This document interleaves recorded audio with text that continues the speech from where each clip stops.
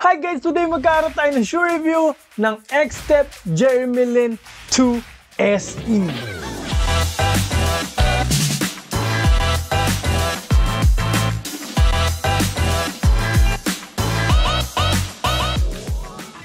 Sobrang na-curious ako nung una ko nakita itong SE, no? Dahil parang mas pogi ito dun sa regular version na Jeremy Lin 2. And usually nga, pag SE, parang laging mas nagugustuhan ko. Kaya guys, i-review natin to. Alamin natin kung karapat-dapat ba siyang tawaging SE or mas panalo pa rin yung regular version nito.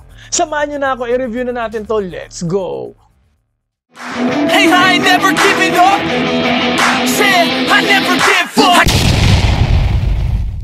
Pero bago tayo mag-start, kung first time mo pa lang sa channel na to, mga ganitong content naman yung hilig mo, mga shoe review, mga fitness-related videos, mag-subscribe ka na, i-click mo na rin yung bell icon para lagi ka updated sa mga next videos ko. X-Step Jeremy Lin 2. Ito po yung kanyang mainline shoes, no? Mainline ng X-Step, mainline shoes ni Jeremy Lin. Ito ang pinaka sapatos niya. Punta na nga tayo sa aesthetic and material. Pag-usapan natin yung itsura niya na kung saan ako unang na-in love, no? Marami pang colorway nito guys, napakarami. Ganyan yata talaga pag X-Step, no? May mga unang version, mga unang batch ng kulay, tapos may second batch ng mga kulay. And parang lahat dun panalo, no? Yung mga kulay na yun. Anyway, yung shape niya, mid-cut to low-cut. Mobile yung ankle mo dito. Yung uppers niya po, no, combination ng mga iba-ibang material to. Unang-una, sa toe box area, dito sa toes, for breathability, gumamit sila ng screen mesh. Pero, yung body niya, no, gawa po sa knit material na napaka-stretchy, napaka-premium. Ayan, ayan po. And alam naman natin na pag knit, mamahalin yan. Oh, ayan pa guys. Ayan, ganda. No? Very stretchy na knit. Meron pa po siya mga TPU plate. Napakaganda po ng TPU plate dito sa lateral side niya. No, mamaya pag-uusapan natin yan kasi nararamdaman ko yung support niyan.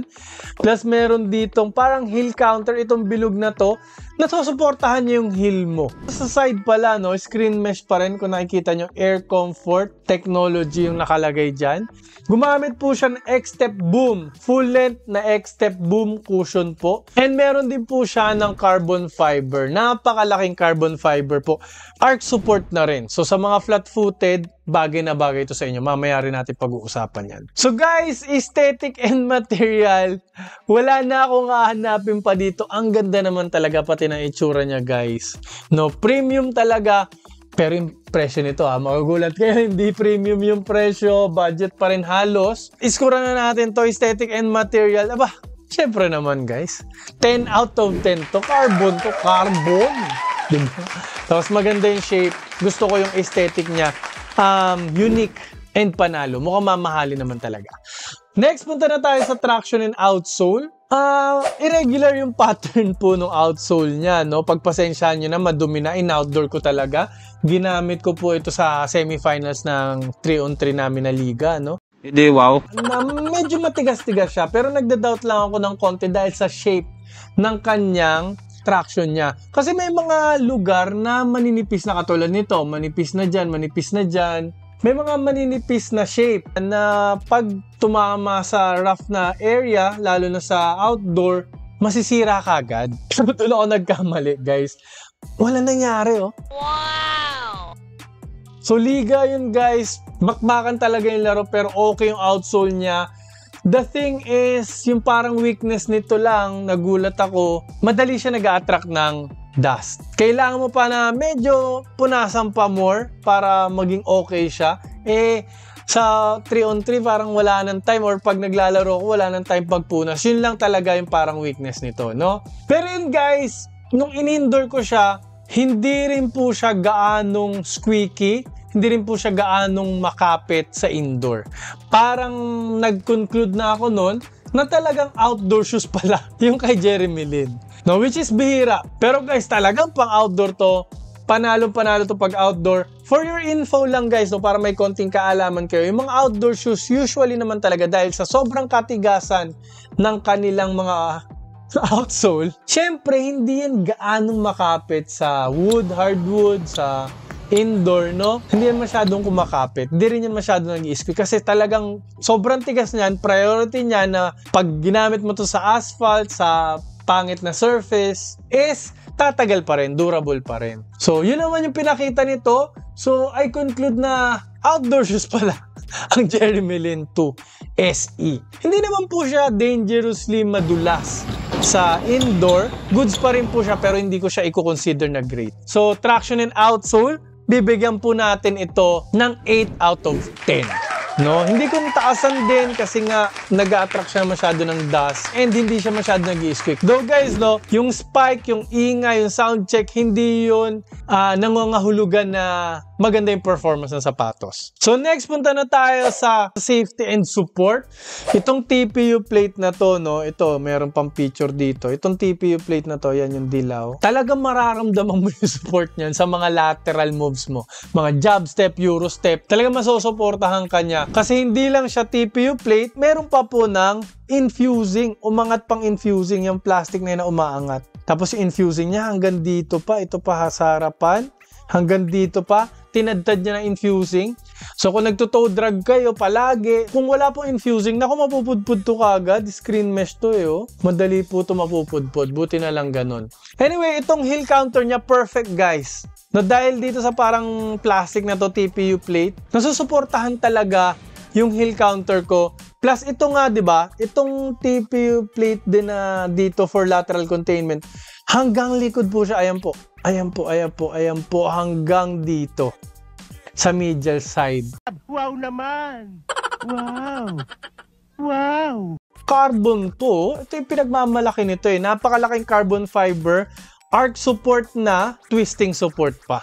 Ang laki ng carbon fiber, guys. Syempre, pag carbon fiber, no, alam naman natin yung quality niyan. Alam natin yung performance kagad pag carbon fiber. So, yun talagang safety and support. Feeling ko yun yung strong point nito, yung selling point niya. Perfect ang bibigay ko dito. 10 out of 10 po sa safety and support. And guys, yung outrigger, i-add ko lang. Okay naman. So, iwas tapin po talaga yung heel, ito plus yung carbon fiber. Mababa yung risk na injury talaga dito sa sapatos na to. Next, punta na tayo sa fit and comfort. Very important guys, makinig kayo. Dalawa po yung lacing loop, ay yung butas niya, no? Nung una nandito yung nakalagay, no? Size 11 po ko, Euro 45 ang pinili ko. And nagkakaroon ako ng heel slippage. Parang dumudulas, umaangat yung heel ko dun. Umaangat, parang may something na off. No, sa pakiramdam ko, no? Kaso lang nandun na ako sa laro eh. No, hindi na ako makakapagpalit ng sapatos, hindi naman ako nagdala ng extra shoes nun. Nung second half, trinay ko lang. Ibaba yung lace, no? Kasi dalawa yun. And guys, yung pala talaga, yung dapat gawin. Naging perfect na yung fit. Okay na siya. So guys, makinig kayo doon. Palitan nyo lang, no? Ilagay nyo sa baba kung parang may heel slippage kayong na-experience. Pero kasi guys, napakaganda ng comfort nito, no? Okay yung pakiramdam sa loob kasi nga knit po to guys eh. The best sa feeling ang knit na material, no? And one body construction siya, no? One piece. One piece po yan guys, so one piece. Ganda. Kaya yung fit niya talaga parang medyas. Almost parang medyas na to guys eh.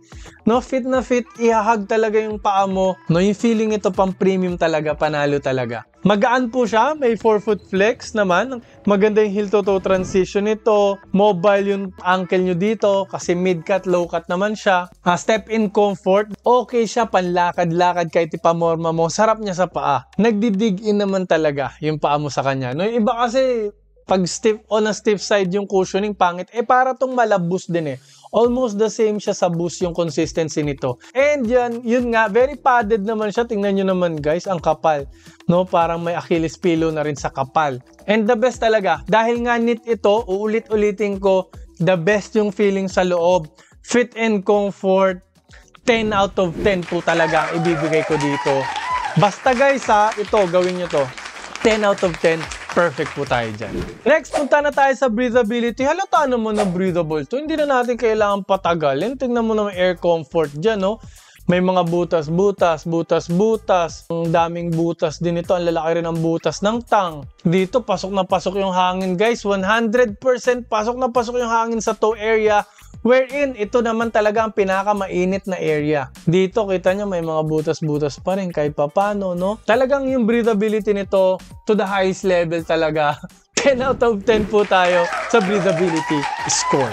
Next guys, punta na tayo sa cushioning. Isa pa to for me no, na strong point nito. Yung strong point nito, dahil nga X-Step Boom or parang mala Quick-O-Tech nga ang kanyang cushioning. Napakaraming bounce, napakaraming energy return. Mala Adidas Boost talaga yung energy return niya. Very responsive. You feel quick pa rin. Ito, low to the ground pa rin to. 4-point guard nga kasi. Nandun yung balance natutuwa ako sa nito, sa pakiramdam niya. Kasi, even though parang medyo low to the ground siya, hindi very low guys medyo low to the ground siya, ang ganda ng impact protection. Perfect actually yung impact protection nito kung ako yung tatanungin. Walang naramdaman yung tuhod ko. And dahil nga may carbon fiber siya na shank plate. Guys, yung mga shank plate, yung mga torsion plate, nag-absorb din po yan ng impact. Nag-absorb din po yan ng pressure, no? And nagbibigay po yan ng energy return, ng bounce, no? So guys, 10 out of 10 din po ang cushioning score nito dahil may balance po siya ng impact protection and court feel. Hindi ko gusto naman na masyado mababa, na masyadong low ride. Minsan nasa-sacrifice kasi doon yung impact protection. Ito, nandun siya, medyo low pa rin siya. Napakaganda na impact protection. Bagay na bagay sa mga matatandang players na katulad ko. Next, punta na tayo sa price tag. Ang kagandahan ng X-Step, no? Mura siya palagi. Affordable palagi. Abot kaya. Doon ito para itong nasa mid-tier niya, kung ako yung tatanungin. Pero nagmura na kasi to dahil nga meron ng Jeremy Lin 3. Parang nasa 3,700, 4,000 na lang po ito, no? And kung ako yung tatanungin sa ganitong presyo, sa ganung presyo, ang layo, guys. Yung material naman na ginamit dito, di ba? Honest lang, guys, honest lang po. Kung may pangalan to ng Stephen Curry sa ganitong material, pwede mo tong presyohan ng 12K, 10K. No, kaso lang dahil Jeremy Lin nga, dahil X-Step, ganun kamura. Pero, tingnan nyo naman guys, yung quality ng knit, yung breathability, yung technology, X-Step Boom ang ginamit, yung TPU plate, torsion plate, arch support na rin, one piece, no? Ang torsion plate, sinabi ko nga, isa rin yan sa mga mamahaling material, no? Sa ganung presyo, naku naman guys, 10 out of 10 naman talaga yung ibibigay ko dito. Sobrang sulit. Highly recommended guys. Huwag kayong mag-alala, maglalagay ako ng link dyan. Shopee link, Lazada link. Legit seller po yung mga ilalagay ko dyan. Siyempre as usual, no? And sa tingin ko talaga, kailangan nyo tong itry. Kasi for me, parang, if I'm not mistaken, ito ang pinakamurang naka-carbon fiber / shank plate na one piece na alam ko. And na knit na rin. Diba? So, parang ito na yung pinakamura na ganun. Pero kung naghahanap pa kayo mga ibang X-Step na pang point guard na sapatos, shooting guard, maglalagay po ako ng mga link dito. Pindutin nyo lang po yan. And yung bilog dito, huwag nyo rin kalimutan pindutin para makasubscribe po agad kayo and para like and updated sa mga next videos ko. Maraming po salamat sa panonood. Mag-ingat po kayo palagi and lagi nyo rin po tatandaan. So always drink your protein. Bye!